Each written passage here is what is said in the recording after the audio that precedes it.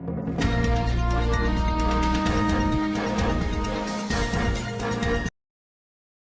kita udah sampai di Bali. Nama villanya LG Villa. Kita ikutin yuk, cus.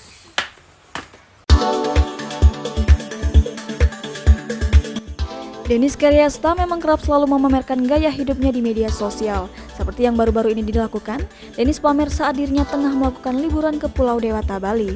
Tingkah Dennis dalam memamerkan liburannya tersebut tampak ia bagikan di akun Instagram pribadinya. Dennis pun lantas membuat room tour di lokasi liburannya tersebut. Dennis pun berlarian ke sana kemari untuk menunjukkan setiap kamar dari villa yang ia sewa untuk bermalam di Bali. Dennis pun dengan semangat membuka satu persatu kamar tersebut.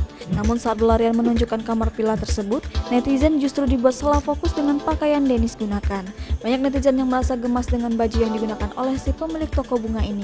Hal tersebut lantaran baju Dennis bermotif kucing dan sangat imut saat dipakai olehnya. Netizen pun sontak mengatakan jika Dennis tampak lucu dan menggemaskan dengan mengenakan pakaian yang ia gunakan dalam room tour tersebut. Bagus ya guys pemandangannya nih. Ini adalah padi dari Bali. Udah mau habis om?